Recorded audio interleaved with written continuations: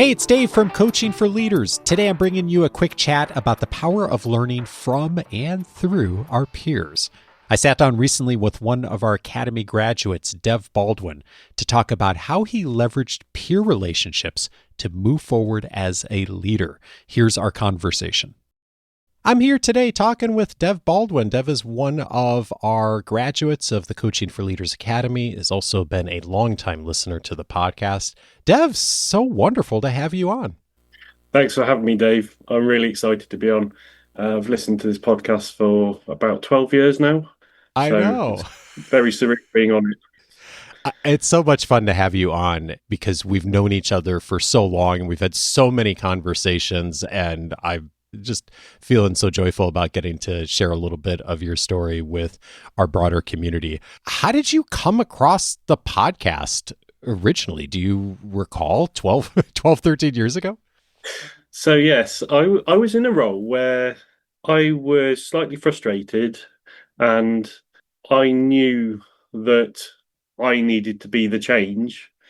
And I was looking around for leadership podcasts. This would have been around about 2014 or so. And I found your podcast. At the time, I found one of your earlier podcasts, episode 49. I looked it up. 6 Ways to Lead People Without a Formal Title. Oh, wow. That was a while ago. Yeah, in those days, leaders weren't born.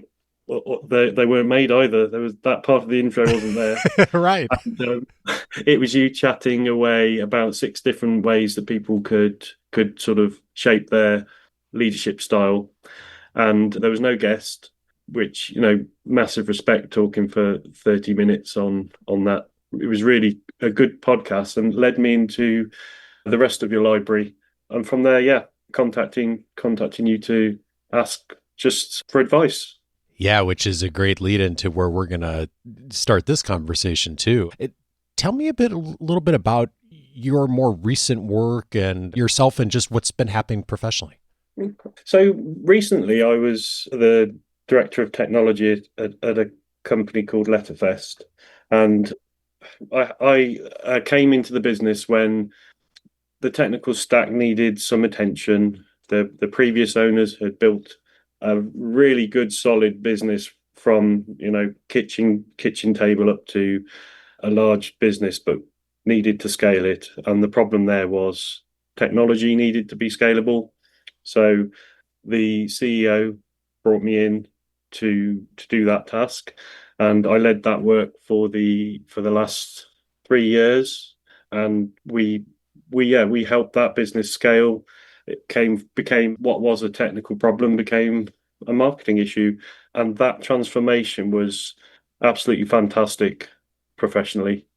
So many things that were involved in the season of, as you mentioned, it started with a technical question, but so many aspects of marketing and people and growth. And I know some of that is what led you to consider the Academy, and you did decide to reach out to me and apply to the Academy. What did you hope to gain from this experience when you were considering it originally? So what I was looking for was some other professionals to talk to and learn from.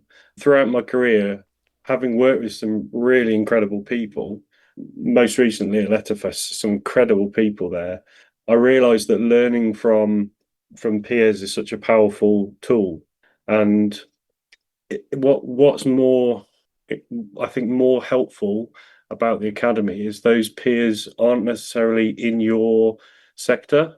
In fact, you do purposely make it so that they're not. And from there, everything becomes like a management issue rather than like necessarily a technology or sort of ways of building something. It is all about everybody having these common threads throughout their leadership journey, which is, I have this problem, how can we solve it? And that's been incredible. I'm so glad. And I remember when you and I talked originally of you saying it would be really helpful to get out of just these great group of peers, as you mentioned, and all these wonderful people who have supported me, and it would be helpful to get out of just the the organization, even the industry, to get additional perspective. And you said something really big a moment ago. I think of like gaining new peers. Tell me more about that. What was driving your desire to want to have, more of those relationships in your professional work? I worked for myself for a long time at the start of my career, and I was responsible for a lot of the networking. So that was going to networking events and talking to people. And I started to make some really good professional friends there who you could chat to. And I found a much more refined version of that in the academy, where part of the way the academy works is you get put into a group of your peers and you end up knowing them incredibly well. And one of those peers I still talk to today. We'll have a phone conversation every 2 or 3 months, and she'll talk me through things that are going on in her business, and I'll talk through things going in my professional life. And it's just she's such a trusted advisor to me. And the same for anyone in that group. If they were to contact me, we could have a great chat because we built such trust. And having people outside of the business you work in to talk to in a confidential environment is just so powerful. You can speak in more of an honest way than you would in a professional environment where you're sort of tempering what you say. And that's not to say being disrespectful, but to being purely honest about how you feel things are and what type of help you need. And you know that will be taken as, it's a strength, they're asking for help. Whereas in a professional environment, you may feel that you're sort of exposing a weakness, which I wouldn't consider it to be a weakness to ask for help, but some people will feel that way. So having that peer group to rally around, and they've got such a wide range of experiences as well. It's worth just mentioning that in my group, we had someone from a massive company down to somebody who was just thinking about, starting up a business. And we had such a wide group of people that that advice is so varied, and you really do get like a full 360 approach to any issues that you're facing. It's one of the things that I've noticed as well too over the years is there's something really powerful about building relationships and building trust, as you said, with a group of people who have not the same industry background, but have similar experiences or at similar places in their career. And the combination of that, along with them not at all being in the day-to-day, like they're totally disconnected from the politics, from the organization, is actually really, really valuable because you get an objectivity that I think it's just not, it doesn't matter how great a group of colleagues you have. It's just really hard to be objective when it's someone you work with every single day, and you always have to be mindful of the politics. And I think it's really a powerful combination, those two. Yes, definitely. People also being a fresh pair of eyes will give you some really obvious solutions that are once they've said them, they're incredibly just, why didn't I think about this? But because they're not stuck in the weeds, so to speak, they can come at it from some other angle that you just had not considered. And a lot of people have lived these situations already, and so they've got really great advice. And you get such a wide variety of advice. Some of it won't be for you necessarily, but some of it will really stick, and it's just incredible. One of the things you experienced, and I have so many times too, is when we get to the place in our career that almost all of our Academy members are at, so many of the things that we're struggling with really are not so much the technical things anymore. Like the technical training we've all had, whether it's clinical and healthcare or technology in your case, or in a nonprofit world, like all of the work that goes into supporting donors and clients, that work's still really important. But oftentimes there's other people in the organization that are really charged with doing the day-to-day. It's the behavioral stuff that becomes challenging. It's the people aspects of it. It's the communication, the delegation, the accountability, the tough conversations that leaders are in the midst of. And it is really interesting, like when getting to this spot in our careers, like how many of those things become really similar across industry, across even geography and country, that when you get down to the core people stuff, we share a lot of the same struggles. Yes, definitely. The key difference generally is the type of organization you're working in and what you need to do to affect change. And depending on the scale, obviously that might be a different thing, but generally you are dealing with exactly the same kind of issues.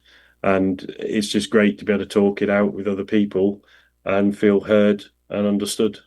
One of the words that comes up in my work and the academy a lot is accountability. And accountability is one of those words that I think a lot of times many of us have a negative connotation to. I know I have for a while of like, okay, accountability is the kind of thing where you have to sit down and have a really difficult conversation with someone, which is one aspect of accountability. But we talk about that also in the academy. And you've shared with me that accountability was something that was really helpful to you during this process. How did it show up for you in this process and what was helpful to you? So accountability in the peer group, we put together a plan of what we would like to focus on for the next 90 days. And part of that is refining a plan for things to do throughout your week that can help move the needle. And what accountability really it's another in our context, it's another word for support. You every time you go into the group, you will say, how's your action been? How's your action gone? Have you managed to do it? There's no like you have to have done it, but have you been thinking about it? What's changed? We'll all talk about it, and then you can sort of change that action.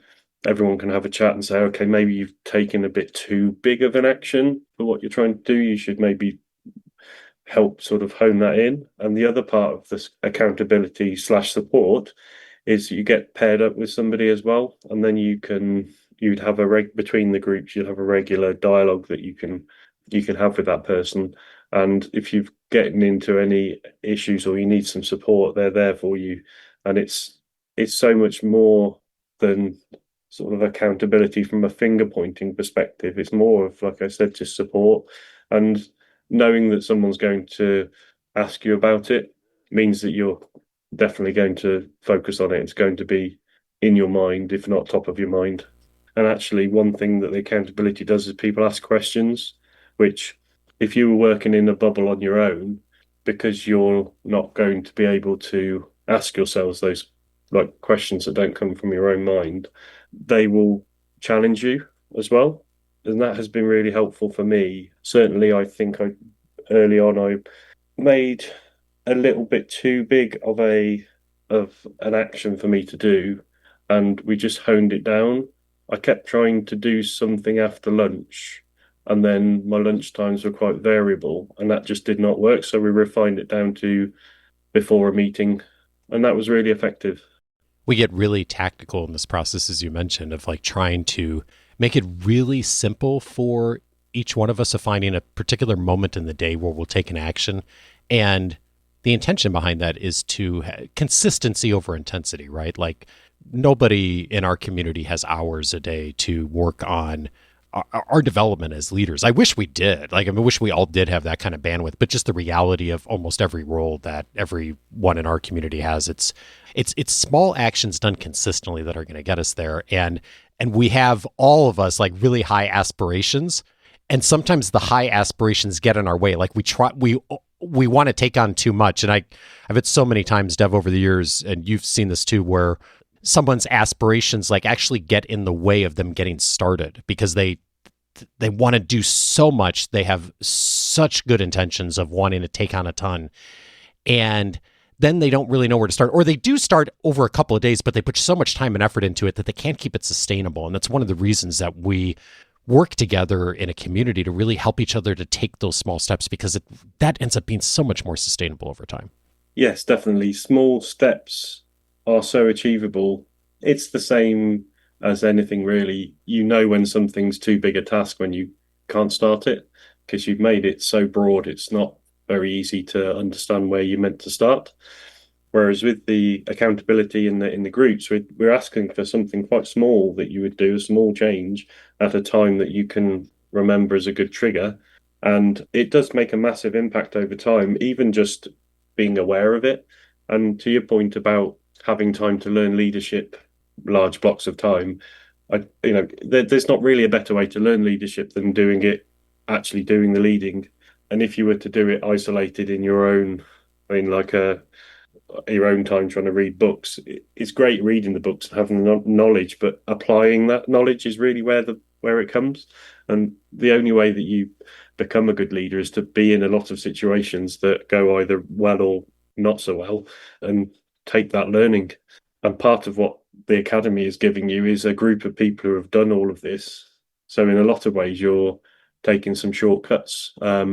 People have done this they've gone through hiring, gone through performance reporting, they've gone through structural change in a business, they've changed roles into other areas that they're not so sure on, they've managed particular types of workers that may need motivation in different ways. You've got such a broad range of people that can instantly shortcut you and want to actually mentor, want to give you the knowledge and time because somebody else has given them the knowledge and time. So that's one of probably the biggest win with the academy is not just the sessions which get you into a good rhythm, but also the massive community of people who are all so freely giving of their advice and will post questions and you can answer. And if anybody wants to jump on a call, I've had such great support from people.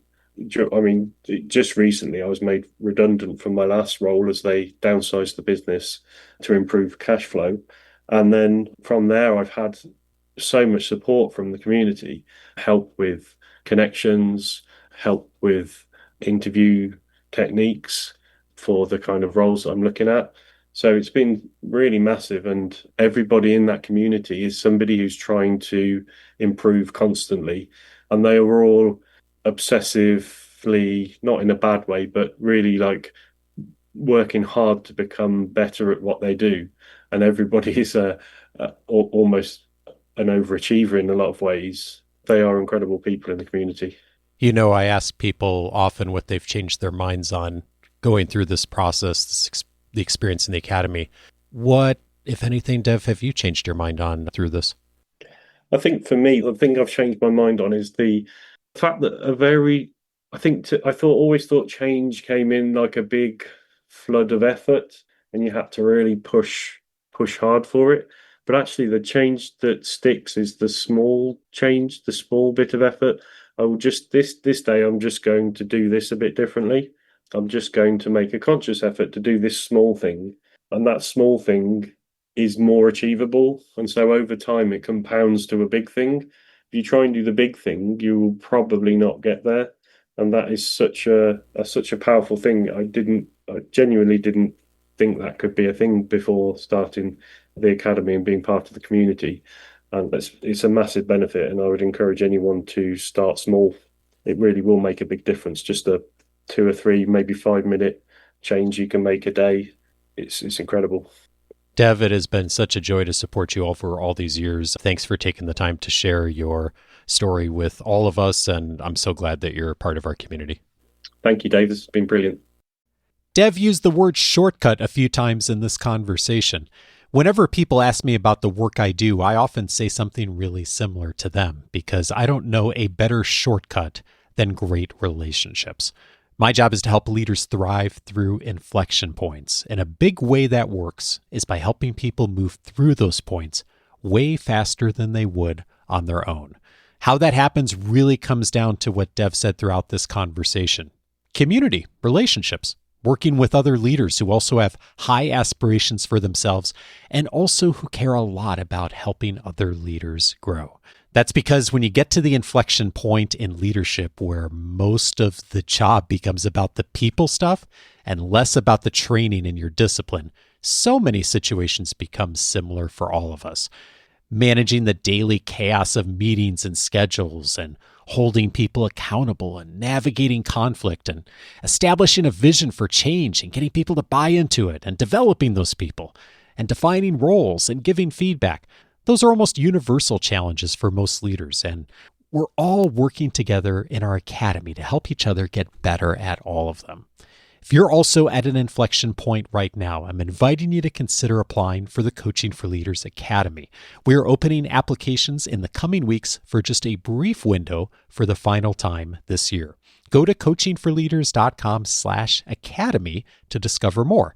And if you get to that link before applications open, you'll see a place there where you can request an early application from us. And you're going to find lots of detail on that page as well about structure of the academy, how it works, and also the process for applying. The Coaching for Leaders Academy helps leaders thrive at key inflection points. Head over to coachingforleaders.com/academy for more. Thanks as always for listening in, and watch for the next regular episode this coming Monday. Take care.